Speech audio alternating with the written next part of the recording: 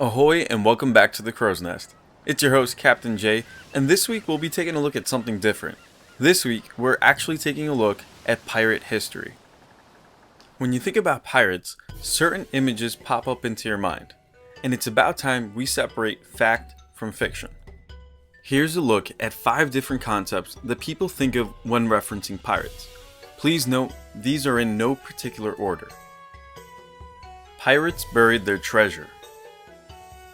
Now, although there is some truth to this claim, most famously Captain William Kidd is known to have buried his treasure, as far as widespread practice goes, the concept was not very common. Now, while on the topic, pirate treasure did not come down to only silver and gold. Basic items such as food, soap, gunpowder, materials, medicine, and more were extremely valuable possessions as well. Pirates wore eye patches. Though for not the reason you may be thinking. Yes, piracy was a dangerous profession. It was fairly common for individuals to suffer injuries that may very well result in disfigurement or loss of limb, but that's not the story behind the eye patches. The reason pirates wore eye patches was directly related to vision in cases of moving from light to dark and vice versa. Studies show that it can take up to 25 minutes for eyes to fully adapt when going from bright light to darkness. Now take into account that pirates frequently moved from above, bright light, to below deck, darkness, and the theory behind the usage of eye patches starts to make a little bit more sense. The pirate wore a patch over one eye to keep it adjusted to the darkness. When said pirate went below deck, he could switch the patch to the other eye, in this case the bright light eye, and now using the previously covered dark eye, he could see in low light conditions. Although there is no primary source that does in fact confirm this theory, the hypothesis has been tested before, famously in 2007 by Mythbusters, indicating that such a tactic would work.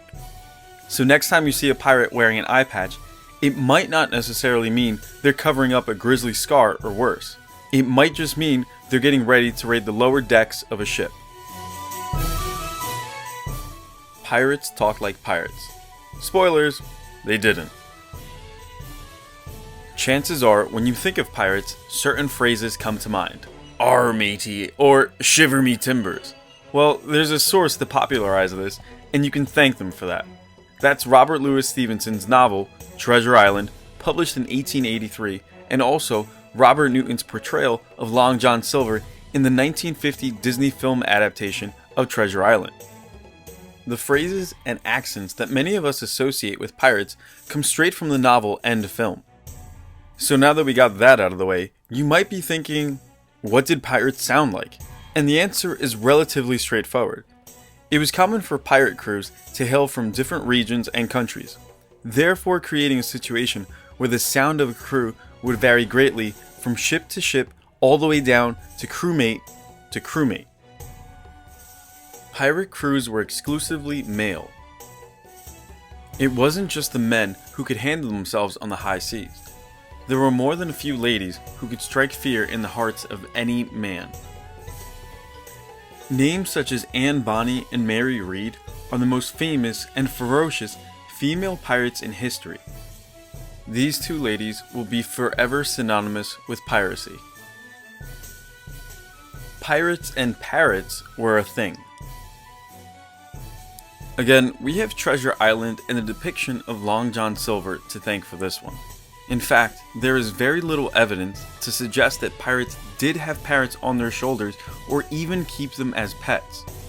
What is accurate, however, is that there is record of pirates selling parrots during their travels.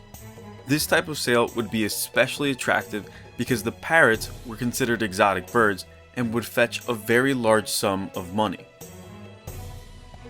That rounds out this list of 5 common conceptions regarding pirates. I hope that was entertaining and informative for you all. Now it's your turn. Know of any other pirate myths or facts that weren't mentioned? There's a few. Comment below and let me know. As always, I'm Captain J from the Crow's Nest. Until next time, fair winds and following seas.